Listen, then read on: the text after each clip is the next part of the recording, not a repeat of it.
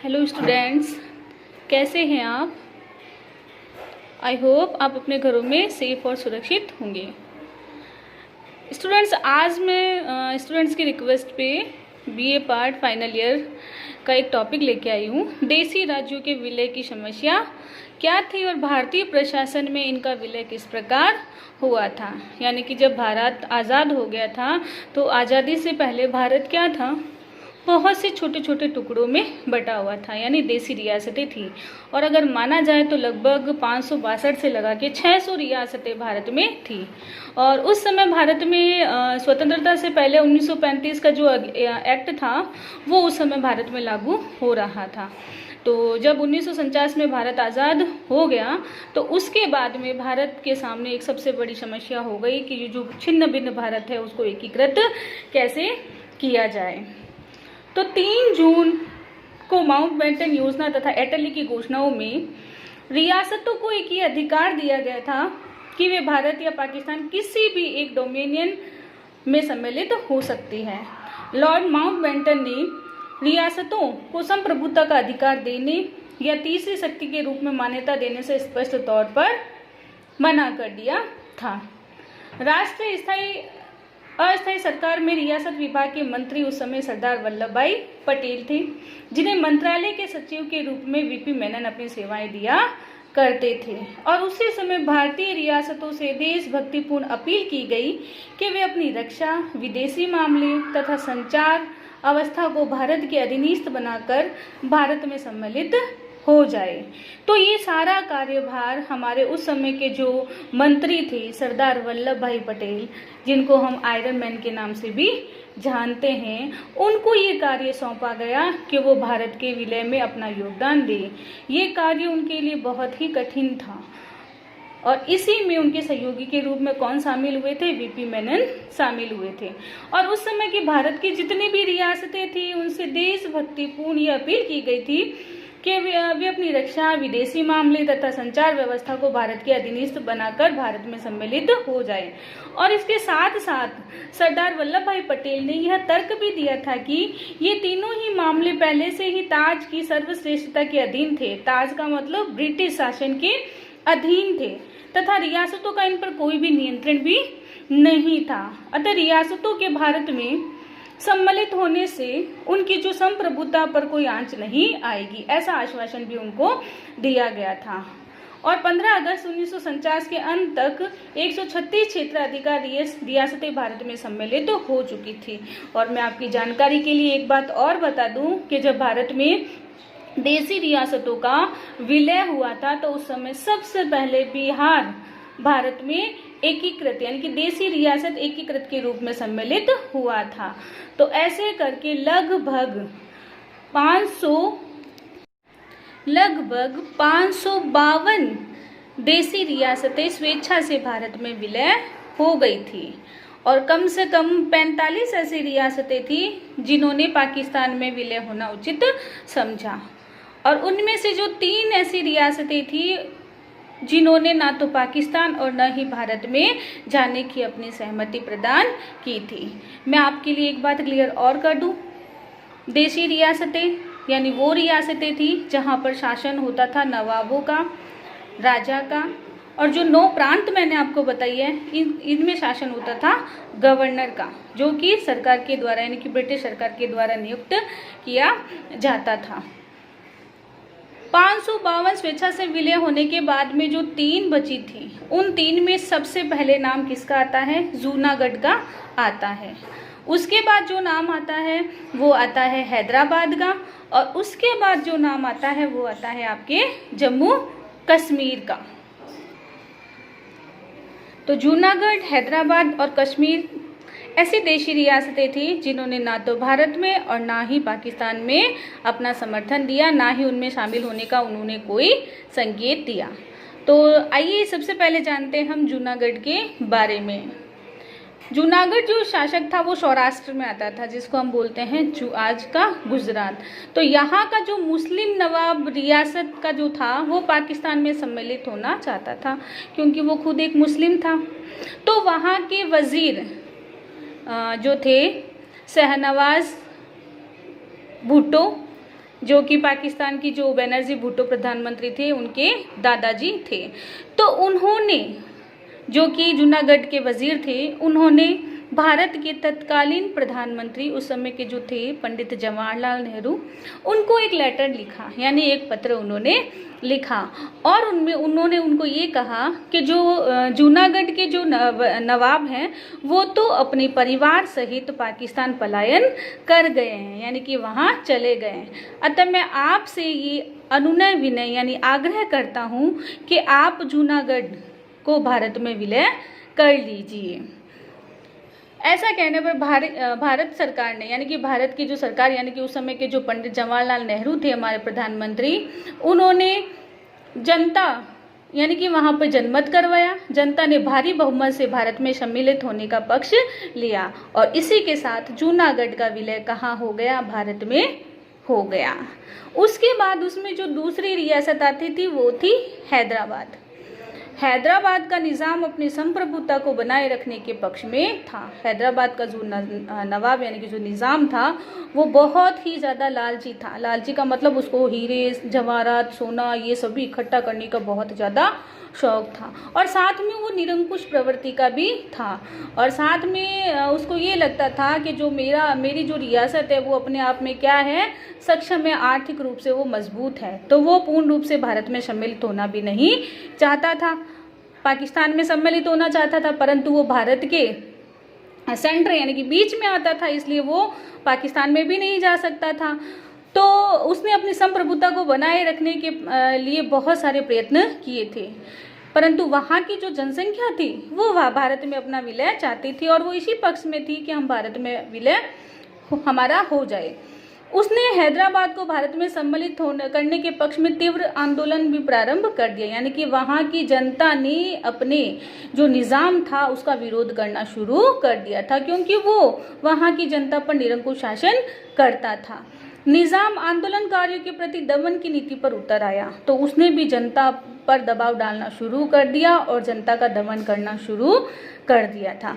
तो 29 नवंबर 1949 यानी 1947 को निज़ाम ने भारत सरकार के साथ एक समझौते पर दस्तखत तो कर दिए, किंतु इसके बावजूद उसकी दमनकारी जो नीतियां थी वो और तेज होती गई।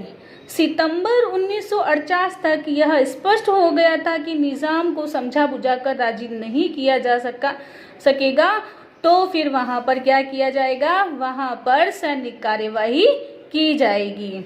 तो 13 सितंबर 1948 को भारतीय सेनाएं हैदराबाद में प्रवेश कर गई और 18 सितंबर 1948 को निज़ाम ने अपना आत्मसमर्पण कर दिया।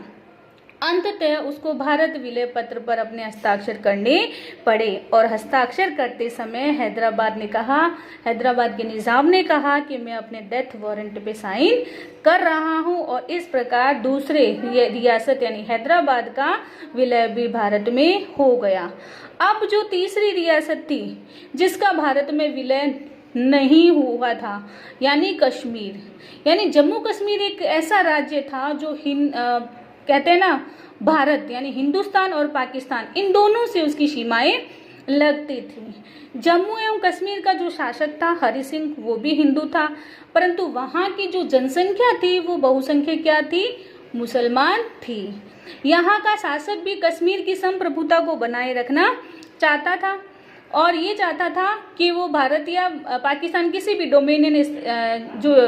डोमेनियन जो सत्ता है उसमें वो शामिल नहीं होना चाहता था।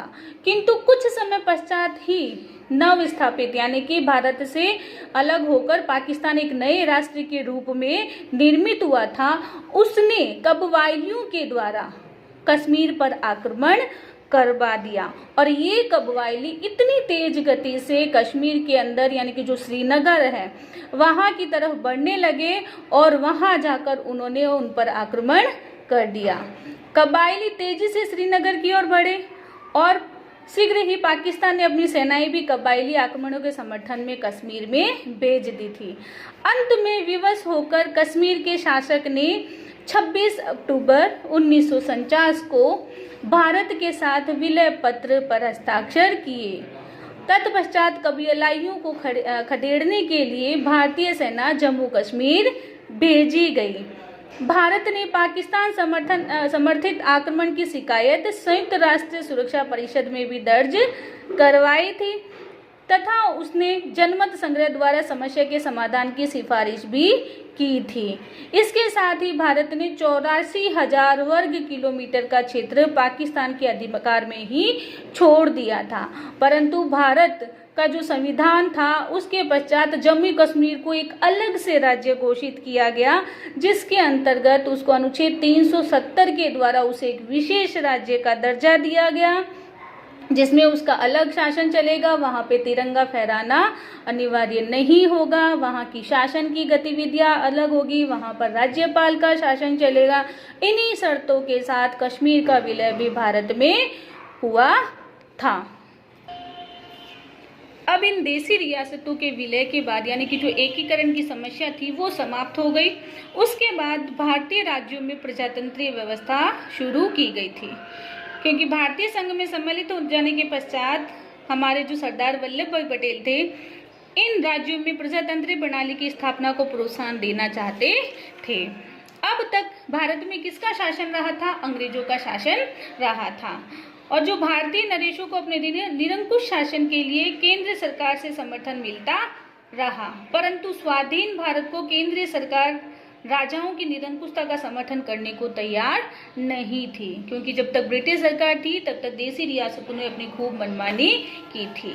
अब जब भारत एक स्वतंत्र देश के रूप में निर्माण हो चुका था, तो अब देशी रियासतों पर अंकुश लगाया जाना जरूरी था।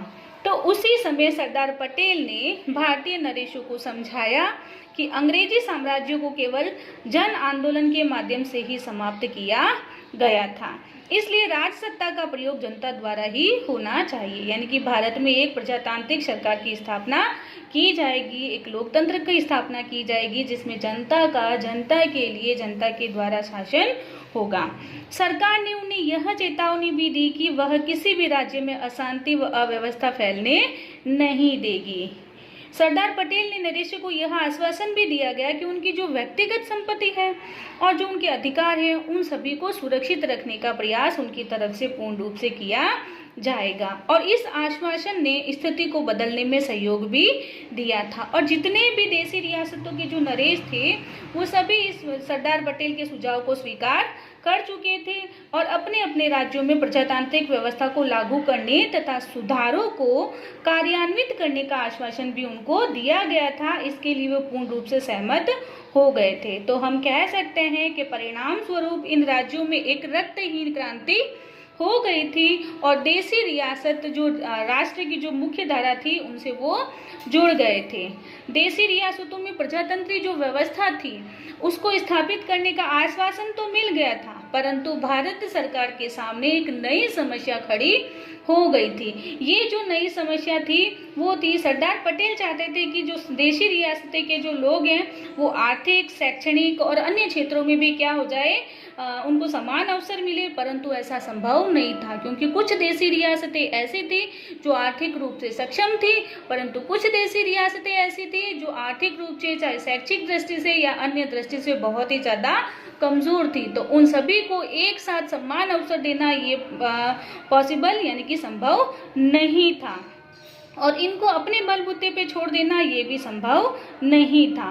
तो जन कल्याण की दृष्टि से उनके स्वतंत्र एवं पृथक अस्तित्व का कोई भी औचित्य नहीं था। अतः काफी विचार विमर्श यानी कि सोच समझने के बाद में सरदार पटेल ने दो प्रकार की पद्धतियों को उस समय प्रोत्साहन दिया था, एक बाह्य विलय तथा दूसरा था आंतरिक संगठन। बाह्य विलय में छोटे छोटे राज्यों को मिलाकर अथवा पड़ोसी प्रांतों में विलय करके एक बड़ा राज्य बनाया गया था। आंतरिक संगठन के अंतर्गत इन राज्यों में प्रजातंत्रीय शासन व्यवस्था लागू की गई थी, जिसमें आम आदमी भी दैनिक शासन से जुड़कर उसका सहयोग व समर्थन कर पाएगा, और साथ ही दूसरे शब्दों में राज्यों में जो नरेश है उनके निरंकुश शासन के स्थान पर अब जनता का शासन पूर्ण रूप से वहां पर स्थापित हो जाएगा, तथा देशी राजाओं का या देशी रियासतों के जो शासक है उनका जो शासन है उस पर अंकुश लग जाएगा। तो स्टूडेंट्स, इसके साथ ही आज का जो टॉपिक था देशी रियासतों का एकीकरण वो पूरा होता है। अगर आपको मेरा वीडियो पसंद आता है तो आप इसको शेयर कीजिए, लाइक कीजिए तथा इसको सब्सक्राइब भी कीजिए। और अगर आपको कोई भी टॉपिक समझ में नहीं आता है तो आप मुझे मैसेज करके बता सकते हैं। Take care, stay home.